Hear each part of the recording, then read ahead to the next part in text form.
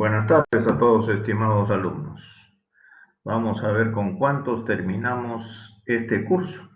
No me había dado cuenta que era la última clase, pero felizmente con esta ayuda podemos terminar el curso. Antes que terminemos esta clase o comencemos el tema, quiero hacerles unos comentarios sobre el COVID-19, ¿no? Ustedes van a ser la generación del COVID, las nuevas enfermedades virales y para muchos desconocidas. Ya sabemos algunas cosas, ¿no? Han pasado 7 meses, ¿no?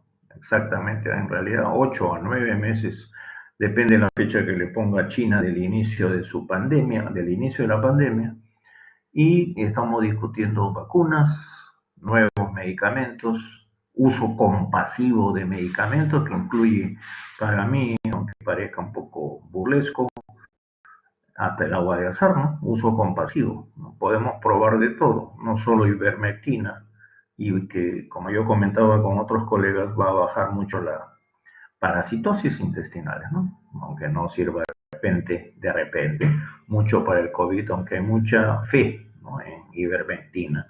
Hidroxicloroquina, algunos sí, algunos no. Paracetamol, felizmente no le hace daño a nadie.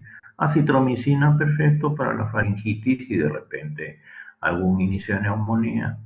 Y son cosas que, resumiendo ya el curso, sabemos que afecta este virus, el SARS-CoV-2, puede afectar desde la cabeza hasta los pies.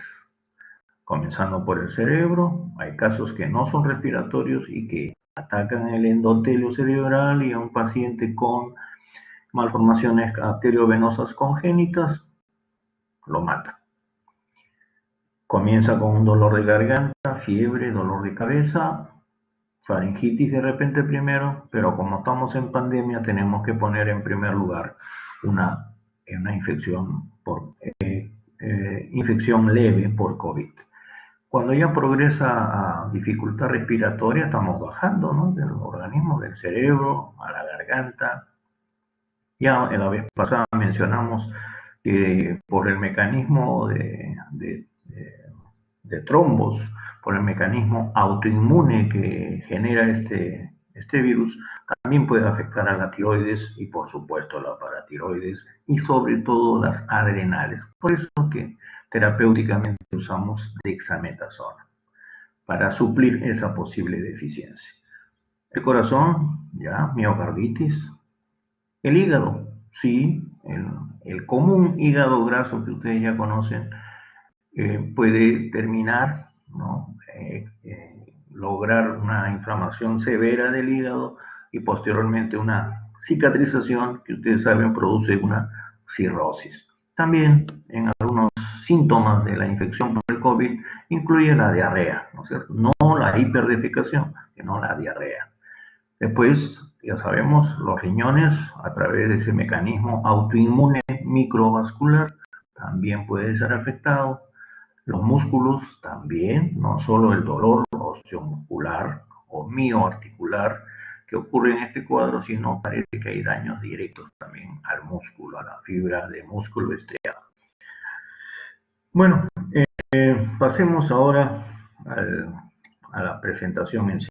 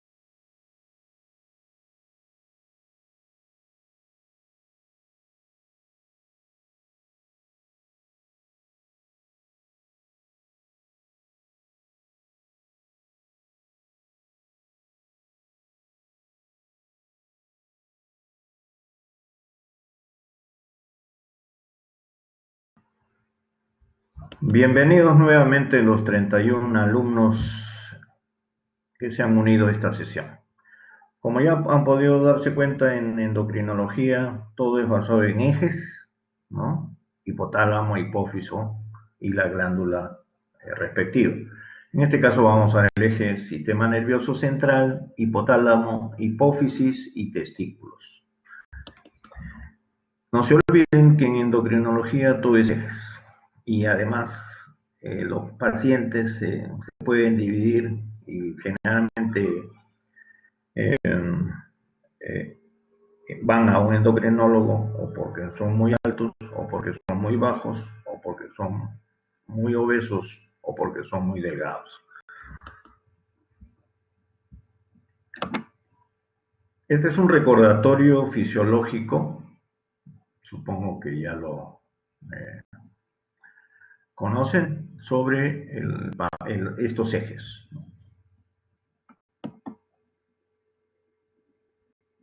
Recordemos las principales hormonas de este eje.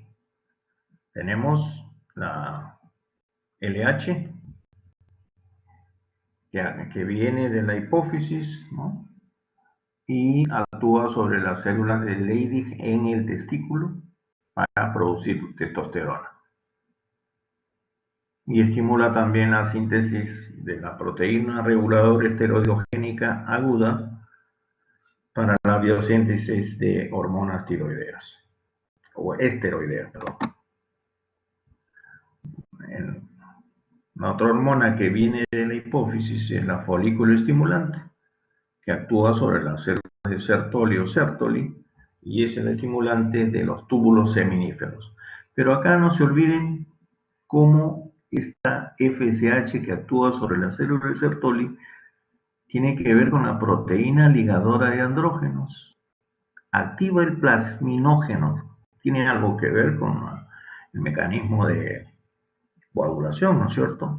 La transferrina, de tanta utilidad y ahora se mide en los pacientes en las UCIs afectados de COVID, sobre lactato para regular el pH ácido y el fluido testicular para que puedan movilizarse los espermatozoides.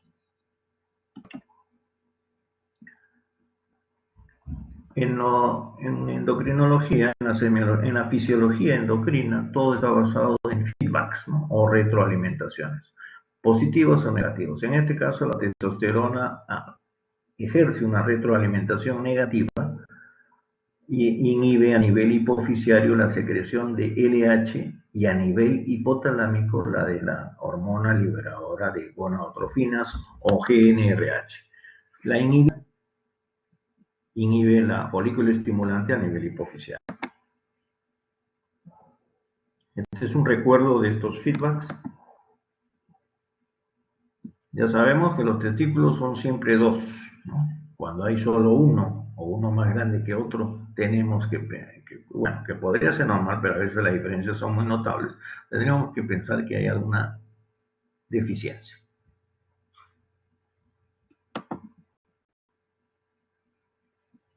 Ya hemos dicho, en los testículos hay células intersticiales, que son las células de Leydig, macrófagos, macrófagos, ¿no es cierto?, que se encargan de la inmunidad celular, vasos sanguíneos y vasos linfáticos. Y los túbulos seminíferos hay células mioides, músculo, oides es chiquito, como musculito, en las células de Sertoli y las células germinales. Ya sabemos, lo hemos dicho hace unos minutos, que las células de Leydig se encargan de la producción de andrógenos, no solo testosterona, pero principalmente testosterona, bajo el estímulo de la LH. La T, ¿no?, testosterona, tiene función paracrina sobre las células mioides de Sertoli y células germinales. La T, otra vez, la testosterona, tiene función endocrina sobre diferentes órganos, masa muscular y eritropoiesis. Cuidado con las anemias. Las células de Leydig favorecen la espermatogénesis, la movilidad de las espermatozoides y la erección.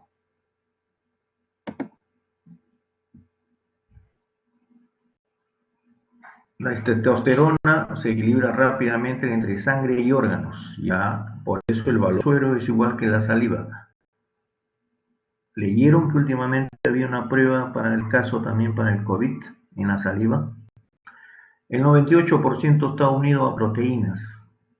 ¿Qué pasa si un paciente tiene poca albúmina por otro problema, por ejemplo, renal? Y el 95% de la testosterona es producida en el testículo. Y protege del metabolismo de los esteroides en el hígado. No se olvide eso también para la evaluación de los casos clínicos. Las células mioides, ya saben, son musculitos que rodean los túbulos seminíferos y se encargan del movimiento del fluido y de los SPZ, por espermatozoides. Tienen receptores para testosterona. Las células de Sertoli forman parte del epitelio seminífero, tienen receptores para folículo estimulante y testosterona y son células blanco para la foliculante, la triodotironina, la T3 de la tiroides, la insulina, ya saben, sobre la diabetes, y la IGF, ¿no? El factor inhibidor de crecimiento 1, que recuerden, tiene mucho papel también en las infecciones severas por COVID-19.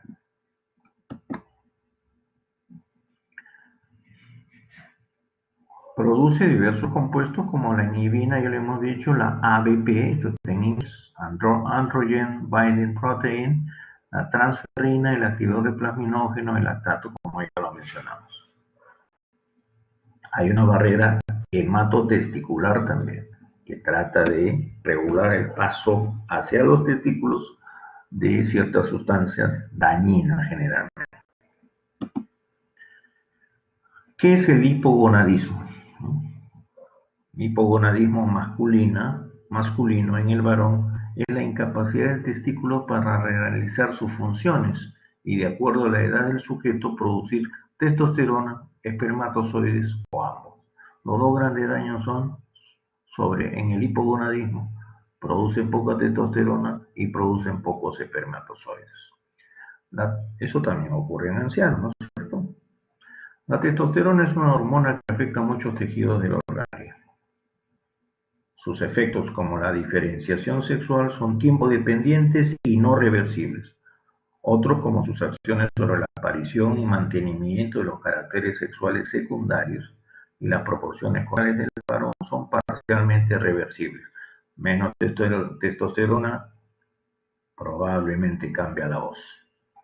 Otras acciones son su acción sobre el hueso, el músculo, la eritropoiesis, no se olviden, la producción de sangre, el crecimiento de la próstata, la energía o la función sexual o la estamina, y son reversibles. Clásicamente el hipogonadismo se divide en primario y secundario. Primario es cuando la función se afecta primero, y secundario si es secundario a una alteración en el cerebro dependiente del eje sistema nervioso central, hipotálamo, hipófisis. También el hipogonadismo puede clasificarse de una forma más clínica según el momento biológico en el que se produce, más bien el momento etario, si quieren, de la edad. Puede ocurrir a nivel prenatal, durante la diferenciación sexual, o sea, antes del nacimiento, a nivel en la edad puberal, ¿no? Cuando haya la aparición de los caracteres sexuales secundarios, y en la edad adulta tuvo problema prenatal, desarrolló normalmente en la pubertad los caracteres sexuales, y en la edad adulta se retrocede, digamos.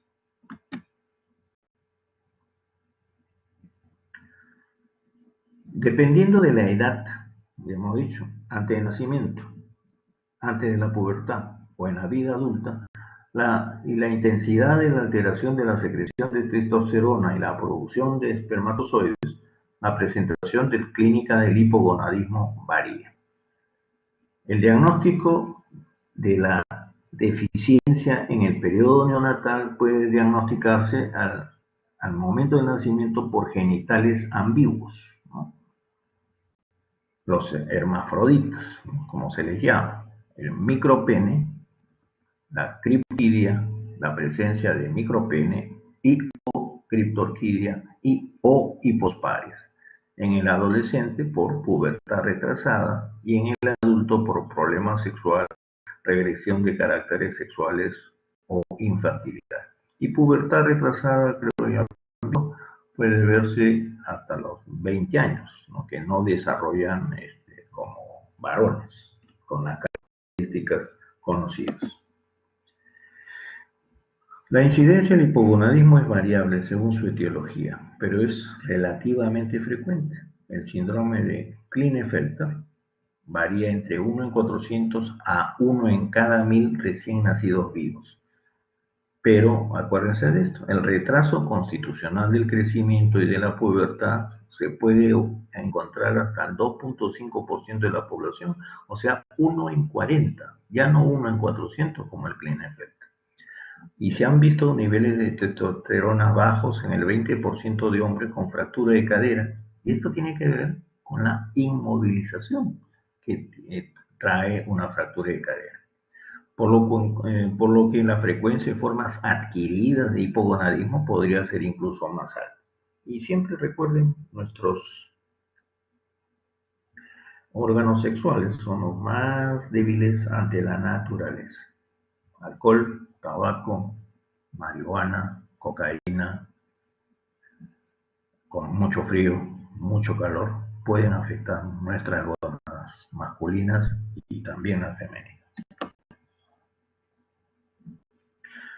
Ya hemos visto que los hipogonadismos tenemos adquiridos, ¿no? Tenemos el retraso constitucional del crecimiento y la pubertad, que es una variante de la normalidad, 1 de cada 40 adultos. El hipogonadismo hipogonadotrófico o gonadotrópico, los dos son iguales, el que yo lo llamo el hipo-hipo, ¿ya? En base a, se explica por una lesión de hipotálamo e hipófisis, y el hipogonadismo hipergonadotrófico por una lesión testicular directa.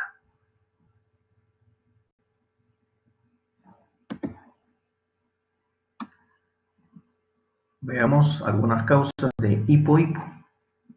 Tenemos las causas orgánicas como las lesiones prenatales que se asocian con displasia septo-óptica, entonces hay dificultad para la visión, anencefalia que lamentablemente no da muchas horas de vida, la holoprosencefalia y los síndromes polimalformativos, entre ellos los más conocidos y más, diría, entre comillas, simpáticos, el Prader-Willi y el Moon-Biddle, que lo veremos más adelante.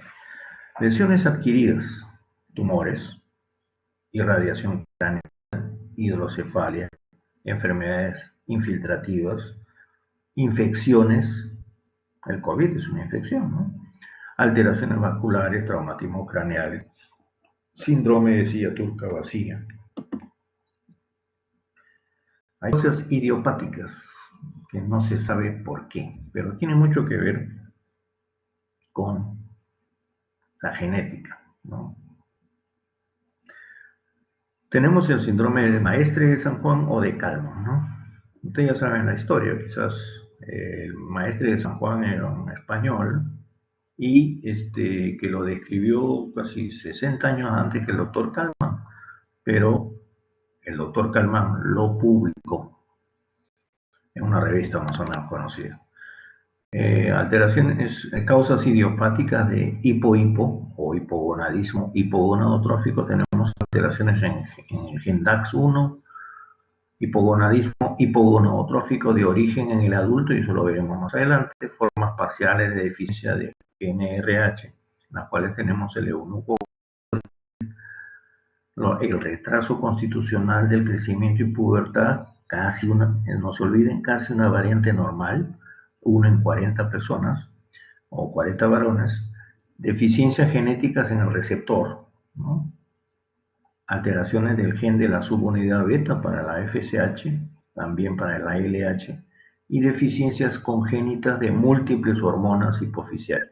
No se olviden, en semiología endocrinológica casi nunca hay fallas únicas de una sola hormona, mínimo dos.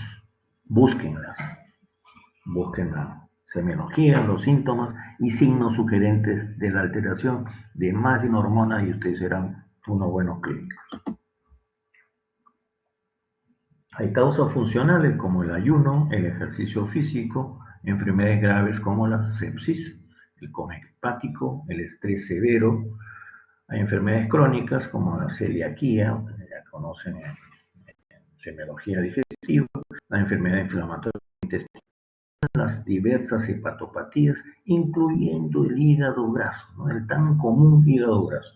Un poquito más raras, hemocromatosis, beta-talasemias, el síndrome de Cushing, la obesidad, ya saben, factor de riesgo para la muerte en COVID, infección moderada a severa, es la obesidad antes que la hipertensión arterial y antes que la diabetes, ¿no?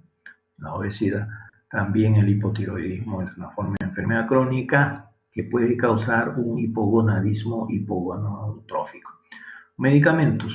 El abuso, mal uso o mala prescripción de medicamentos tipo andrógenos, estrógenos, cuidado con la píldora anticonceptiva para las mujeres, aunque los varones no lo usamos, los progestágenos productores y los productores de hiperprolactinemia, entre ellos los ansiolíticos.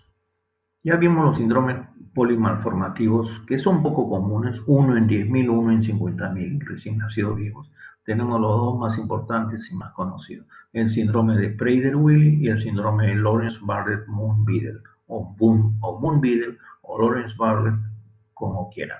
Ya, todos son epónimos en medicina. El 95% de Prader-Willi es una base genética. Ya no vamos a hacer genética, pero lo que quiero que recuerden es su signología: obesidad ya baja, manos y pies pequeños, retraso mental, inclusive con una risita que puede hacerlos muy simpáticos, pero hay que sospecharlo cuando veamos un gordito bajito con manos y pies pequeños, ¿ya? Si lo examinamos más, hay micropene y criptorquide. Mientras que en el Lawrence-Barrett-Moon-Biedl caracteriza también obesidad, igual que el Prader-Willi, talla baja, igual que el Prader-Willi, pero acá no se olviden la polidactilia, le sobran dedos, ¿no? En la mano, en los pies. Retinitis pigmentosa, en ambos casos, igual que el Prader-Willi, hay deficiencia mental o retraso mental e hipoplasia genital, ¿no? Pero la diferencia entre el Prader-Willi y Lawrence-Barrett-Moon-Biedl es la polidactilia y la retinitis pigmentosa. No me digan que no se los advertí. Estas son pequeñas diferencias, les ayudará quizá más adelante. No lo voy a insistir, pero vean como decíamos, ¿no? Hay defectos septales que pueden afectar en el cerebro, que pueden afectar la visión, como viendo glaucoma, cataratas, afección en el cerebro con sordera neurosensorial, colobomas, creo que ya saben lo que significa eso, alopecia, que lo habrán visto, la alopecia junto con el vitiligo son, yo diría, llamadas de atención sobre algún problema endocrino en ese organismo.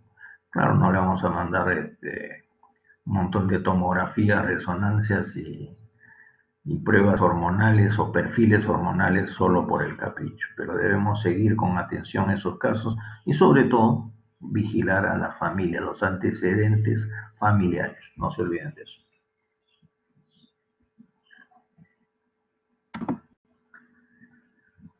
Ya hablamos del síndrome de Maestre de San Juan o de Kallmann, ¿no? En 1856 lo describió el médico, el fisiólogo español Maestre de San Juan, y en el 44 88 años después, ¿no? Kalman describió 3 familias con esta enfermedad y le dio el nombre al síndrome. Es enfermedad genética autosómica dominante, o sea, en todas las familias o descendientes se puede ver esto.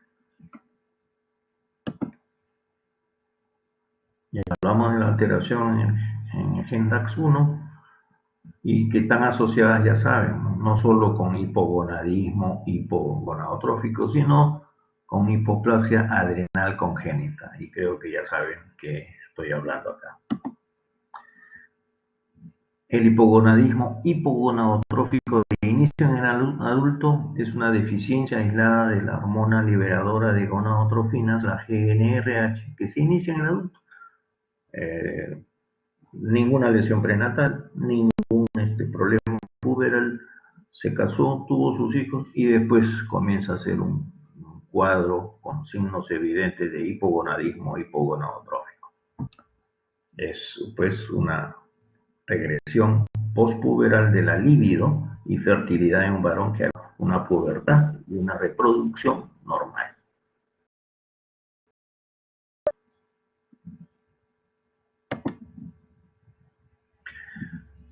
Hay causas idiopáticas, ¿no es cierto? Ya mencionamos síndrome de eunuco fértil, la deficiencia aislada de FSH, el retraso constitucional de crecimiento y pubertad, que puede ser una variante de la normalidad. Hay alteraciones genéticas en el receptor de la hormona liberadora de gonadotrofinas. Ya mencionamos esto, no se lo aprendan porque a veces son estudios más bien genéticos, ¿no?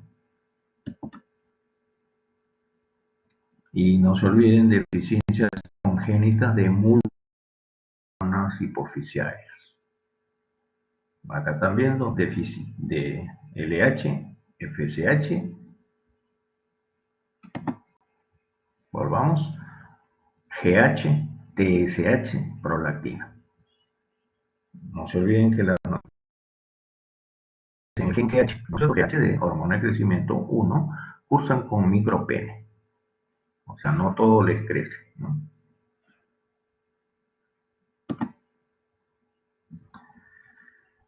Alteraciones genéticas y alteraciones cromosómicas. No se olviden del síndrome de glicoproteínas deficientes en carbohidratos. Es el caso de un varón que después de alcanzar una pubertad normal experimenta una regresión del volumen testicular, como si fuera un anciano de 70 o 80 años donde el volumen testicular disminuye notablemente. En las alteraciones cromosómicas ya vimos el síndrome de Klinefelter, el varón XX, ¿sí? No es XY, sino XX. El síndrome de Down, muy conocido, trisomía 21, y el síndrome de Noonan, que es el Turner masculino. ¿Ah? Tiene estigma de Turner, como en el caso del Turner de sexo femenino, pero es un varón, ¿no?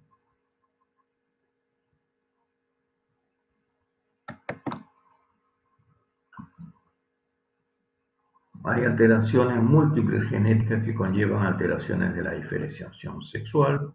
Sigue la investigación sobre esto, pero como ahora todo es COVID, probablemente no haya fondos para seguir investigando en esto. Además son tan raras que de repente no causan muchas ganancias, ¿no?, a los laboratorios. Veamos ahora las causas de hipogonadismo hipergonadotrófico. Hemos visto los defectos genéticos en la biosíntesis de esteroides sexuales a nivel suprarrenal, a nivel testicular, el síndrome de resistencia total o parcial a los andrógenos por problemas en los receptores, la anorquia congénita o el síndrome de testes evanescentes. Y ahí está la definición. Ausencia de testículos en un varón sin otras anomalías, al acompañarse de un pene de configuración normal y ausencia de estructura mulleriana, indica que ha existido una función testicular normal hasta la semana 13 de gestación. Si el pene es de tamaño normal, que es tamaño normal, más de 5 centímetros, indica incluso que posteriormente ha habido una adecuada androgenización. Podría tratarse de atrofia testicular prenatal por compromiso vascular. También una causa de hipogonadismo hipergonadotrófico es la criptorquidia.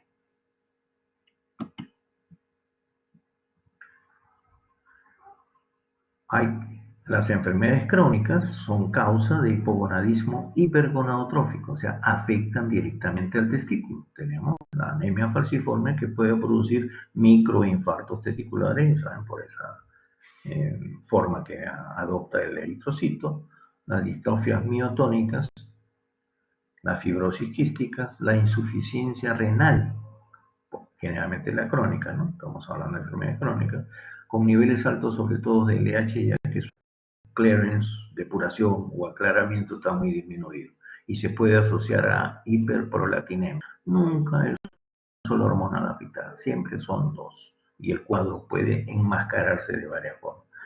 En los pacientes con lesiones medulares, la enfermedad tiroidea autoinmune, acá sí me recuerdan de repente de la clase pasada, se ha sugerido una asociación entre la enfermedad tiroidea autoinmune y alteraciones autoinmunes del espermatogénesis. También con la diabetes mellitus por niveles de testosterona bajos durante la cetosis. En las neoplasias, las leucemias y la enfermedad de Hodgkin o el linfoma de Hodgkin pueden presentar disfunción testicular, sobre todo cuando hay pérdida de peso. En general, cualquier enfermedad crónica, por ejemplo, artritis reumatoide, enfermedades respiratorias crónicas, la enfermedad cardiovasculares crónicas, pueden producir por mecanismos no bien conocidos niveles bajos de testosterona y elevados de FSH y LH por la falta de ese feedback negativo, ¿no? Esa retroalimentación negativa que vimos en las primeras diapositivas. Las infecciones, COVID, SARS-CoV-2, en el HIV ya se ha reconocido que aparece un fallo testicular primario y después un hipogonadismo hipogonadotrófico, o sea, aparece falla testicular primaria, hipogonadismo hipergonadotrófico, y más tarde un hipogonadismo hipogonadotrófico a nivel cerebral, a nivel hipotalámico hipoficial, en los estados de pérdida de peso y enfermedad grave. No se olvide, cuando uno gana mucho peso o pierde mucho peso, hay problemas hormonales. Puede haber una lesión directamente testicular por el HIV, por los gérmenes oportunistas o por tumores malignos asociados. La parotiditis, la temida papera de las abuelitas, de nuestras abuelitas o quizás de ustedes, sus bisabuelitas, el 60% de los pacientes puberales con orquitis por la virus de la papera resultan infértiles, ¿no? Con niveles bajos de testosterona y elevados de gonadotrofina. La lepra, ¿no? Que es una micobacteria, igual que la tuberculosis, afecta a las células de Leydig o a los tubos semineros. La irritación testicular, y acá siempre pongo el ejemplo de los peloteros, los jugadores de fútbol, que se toman radiografías, tomografías, luego de cualquier golpe o lesión, ¿no es cierto? Ahora se usa más la resonancia, pero todavía no se ha estudiado mucho cómo la resonancia podría afectar la irrigación y en la función de los testículos, ¿no? Pero cuando hay radiación, ya sea por rayos X o por tomografía, puede haber lesiones en un tiempo después. Cuidado con las tomografías de cabeza a pies para descubrir algo. El traumatismo y la torsión testicular, común cuando nos cae un pelotazo, ¿no?, en los testículos, que nos sentamos un rato y listo, de repente nos reímos, puede afectar al otro testículo por un mecanismo también autoinmune. Diversos medicamentos, ya lo dije al principio, ¿no es cierto? Muchas medicinas pueden causar hipogonadismo en el varón. Tenemos, ¿no?, los andrógenos, los progestágenos, los glucocorticoides. Sí, aquí está la prednisona, la dexametasona, por si acaso. Las hormonas tiroideas, el tratamiento de pacientes hipotiroideos, puede causar supresión de gonadotrofinas y la globulina ligadora de hormonas sexuales, nota en inglés, ¿no? Sex hormones binding globulin. Y los inhibidores de la 5-reductasa de finasteride, que todavía se usa en la hipertrofia prostática, parece que modulan el receptor esteroideo. Las agonistas y antagonistas de la hormona liberadora de gonadotrofinas usadas en el tratamiento de tumores hipoficiarios pueden causar una supresión de gonadotrofinas. Los bloqueantes de la esteroidogénesis, como la aminoglutetimida, usada en algunos tratamientos de cáncer, y el ketoconazol, que es un tratamiento antimicótico, pueden producir una lesión testicular primaria y entonces un hipogonadismo hipergonadotrófico. Los barbitúricos, benzodiazepinas, tranquilizantes en general, pueden producir una supresión de gonadotrofinas con hiperprolactinemia. Los anticonvulsivantes, ¿no?, en los tratamientos de epilepsias o síndromes convulsivos, casi todos ellos aumentan la globulina ligadora de hormonas sexuales. La fenitoína también usada en tratamientos anticonvulsivantes, el valproato también. La fenotiazina sí es un tranquilizante mayor que puede producir hiperprolactinemia y supresión de gonadotrofinas en tratamientos en pacientes generalmente psicóticos.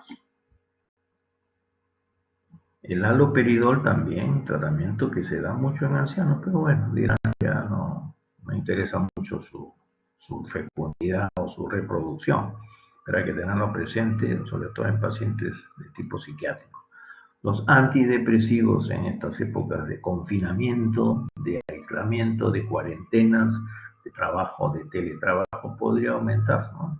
Es un buen estudio, quizás con ustedes para su tesis. Producen, ya se conoce, hiperprolactinemia y un mecanismo neuroendocrino, ¿no?, que disminuye la LH y FSH. Y acá vienen todos los tratamientos antihipertensivos conocidos, los bloqueadores de canales de calcio, los inhibidores ECA, la metildopa, reserpina, guanetidina, algunos ya medicamentos antiguos, la dioxina, los nitratos, producen hiperprolactinemia y un mecanismo neuroendocrino que disminuye LH y FSH. Hemos hablado, ¿no es cierto?, medicamentos antitumorales para neoplasias malignas pueden producir una lesión testicular primaria. También muchos antimicrobianos del género de las sulfas, las nitrofurantoínas, el metronidazol, la grisofulvina, usada todavía en tratamientos antimicóticos, la rifampicina, muy usada en tratamientos para la tuberculosis, y la dapsona para la otra micobacteria lepra, pueden producir lesión testicular primaria con hipogonadismo hipergonadotrófico en el varón. Finalmente, los hipolipemiantes, todos, ¿ya?, los más nuevos y los más antiguos, pueden producir lesión testicular primaria. Y los histamínicos de primera, segunda o tercera generación también. Finalmente, el alcohol es conocido que produce una lesión testicular primaria más una supresión de gonadotrofinas. Y por supuesto, la lesión testicular primaria y supresión de gonadotrofinas e hiperprolactinemia también ha sido asociada a la marihuana. Bueno, estimados alumnos, esto es lo que podemos decir. No se olviden, casi todo puede afectar a las gónadas masculinas y también a la femenina, pero no es el tema de la clase. Cuídense, si quieren tener sus hijos antes de los 35, digamos ya 40 años, pero no más. Después ya van a tener otros problemas. Eso es todo por ahora. Buena suerte en el examen el viernes. Gracias por acompañarme. Espero que sigan informándose como el COVID, si no el siguiente semestre, si alguno regresa para escucharme, escucharán más. Buena suerte, creo que ha sido una buena promoción, ¿verdad? Espero que sigan adelante y ya nos veremos en algún hospital, bueno, en mi hospital San José, cuando ustedes quieran, cuando retornemos a las actividades normales. Gracias a todos los que agradecen. Bueno, bueno, se despiden a estudiar. Los 22 preguntas al doctor Díaz, él escogerá 4 de repente. Pero ya se los he dicho en lenguaje cifrado, ¿no? Más o menos que tienen que tener en cuenta. Muy bien, eso es por ahora. Gracias, estimados estudiantes.